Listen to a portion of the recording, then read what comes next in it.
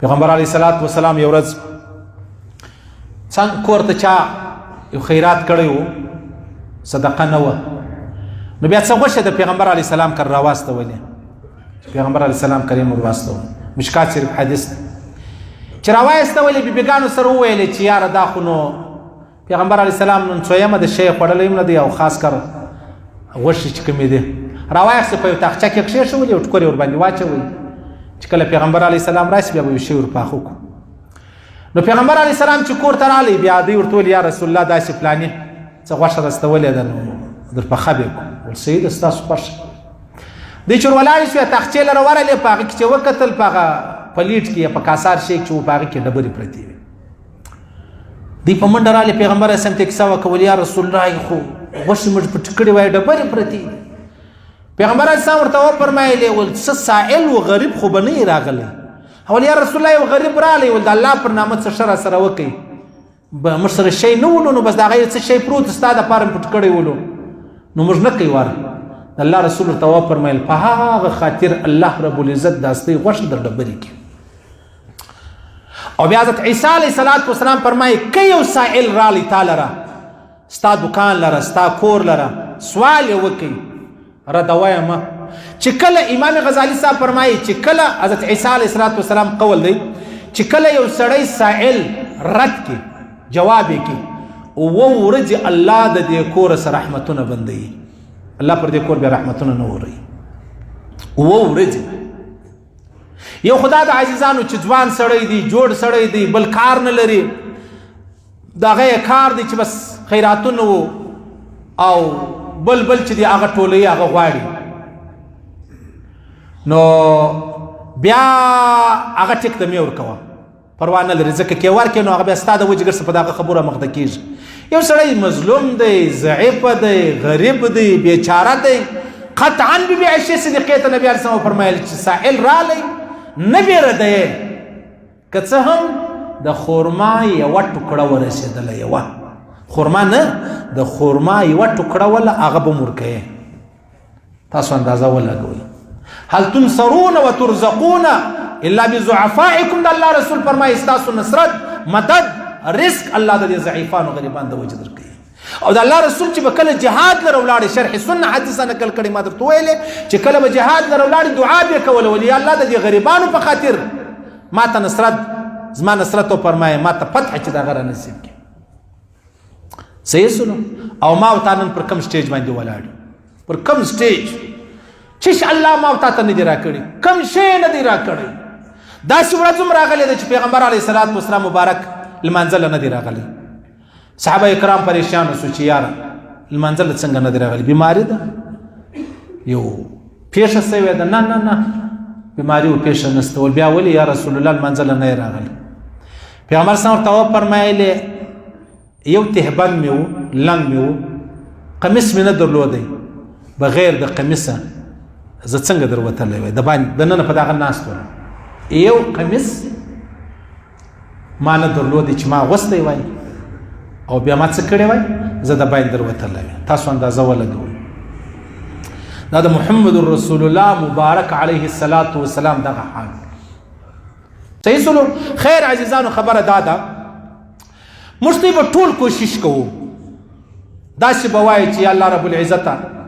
دونه مې مه فقیر کوه غریب کوه چې بیا سبا سوالګر سم سوالونه کوم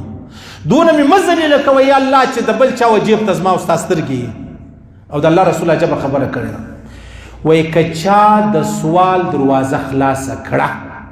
مطلب سوالونه کوي الله رسول قسم اخذ دي په خدای دې مې قسم الله به د فقر دروازه پر تا خلاصه کړي ته سوالونه کوي الله به د فقر دروازه پر تا باندې خلاصه کړي بیا پیغمبر علیه السلام فرمایي و الله ته هغه سړی ډیر محبوب دی چې غریب دی عیالدار دی ټیک غریب عیالدار بیا د الله رسول فرمایي یو سړی مجبور سو محتاج سو وچ کلک نو بیا د خپل حال پټ کړي د الله سره چې الله رب العزت له تا ما شوازه بل څوک نه لرم چاته نه وویل یار ملګری دوست سوال بل نه ورکوي د الله رسول فرمایي پر الله رب العزت باندې حق دادی چې یو کال به د غیب سوده ته رزق چې دی هغه ورکوي پر چا پریشانی رااله دا خپل پریشانی پټ کړل الله ته زاری او خاصی کولې بندگان نو خبر په خپل پریشانی باندې د الله رسول فرمایي الله باندې حق دادی الله وایي چې پر ما ستا حق دادی زه به یو کال وتا ته د غیب سره ستر کوم غیب دا نه معنی چې د اسمان او پر تا راوري غیب دا معنی ده چې د باندې راوتلې الله رب العزت په ایره وتا ته سونه کی دا الله وعده کړی ده اوس ما وتا په کوم حال کې عزیزانو ګر سره می شکر په یاد سوې دی هر سړی تر ځان ورته ګوري یار از ما موټر کمزوري دی د موټر ډېر بالا یار از ما کور د کرایې دی د کور خپل مکان دی یار از ما کور کچا دی د کور چې دی آر سی سی دی صحیح سلو نو د پیغمبر علیه الصلاۃ والسلام مبارک وجرا الحسن بصری فرمایي زنه ځوان سوی دولس دیارلس کال از ما عمر زه وجرې لره ورل ما سر سره نشلې دی او چې کله به باران وسو دا به څڅېدله دا وجره مبارک دا کوم وجره کې چې اوس نبی علیه مبارک قبر دی او پیغمبر صاحب په دغه دا باران سوی و پاک ریگ آوارو دغه نوند ریگو پا دی که پر سجده و اللہ او بیا بیا ویلی ولی اللہ ما تا ژوند په مسکینانو کې راکې ما ته مرګ په مسکینانو کې راکې او د قیامت په ورځ ما په مسکینانو کې راپورته کړي ډېره لویه ورځ را روانه ده ډېره لویه ورځ را روانه ده او ډېر لوی حساب را روان دی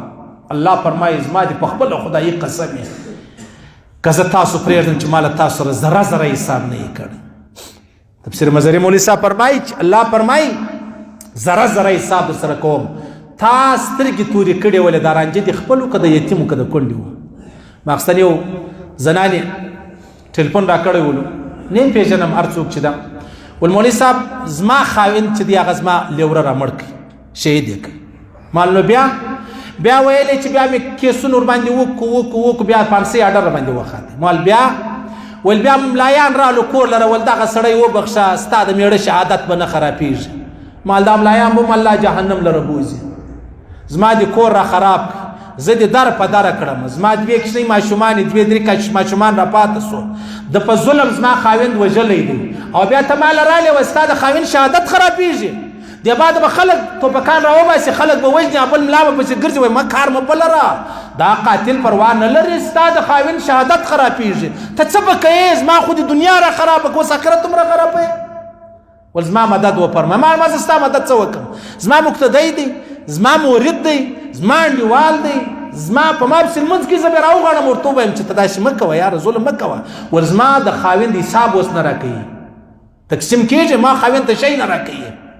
نو ما بیا زه مجبور یم بیا مې ملګري سره حال وکړي هغه په عدالت کې دی مال یاره دا ترتیب دی ول مولوي صاحب ټیک د زنانې سره به خبره وکړو انشاءالله العزیز وکیل و کیسه ټوله په ما باندې ورسېدله صحیح سلو یو طرف ته دا سړی دی خاوند پر وژني او حساب هم نور کوي بل طرف ته ملاجان په پسې دی مه کوه ویې بخښه ستا د خاوند به شهادت نه خرابېږي ښځه خو دغو نه و زما د خاوند شهادت په دې خبرو خرابېږي خیر عزیزانو پاک کوشش وکړه د غریبانو ملاتړ وکړه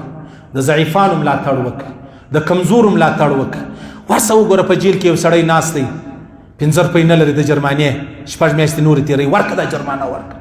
ورسه وګوره په هسپتال کې د خدای ضعیفان د افغانستان څوک زخمیان راغلي دي څوک ټپیان راغلي دي څوک مجبور راغلي دي څوک څنګه راغلي دي ورسه پر دنیا بیخي ډېر دي ورسه په لا اله الا الله محمد رسول الله ملایان دي زر واره له ما خوا بده کې تر زرو مسجدانو ثواب زیات دي صحیح سو خیر الله دې ویل اورېدل قبول منظور وګرځي الله دې خپل احکامات د جناب نبی کریم صلی الله علیه وسلم مبارک طریقې را نصیب کې الله دې په دا تور کې موږ ته ژوند راکړي مرګ راکړي چې موږ مرو دا وایي لا اله الا الله محمد رسول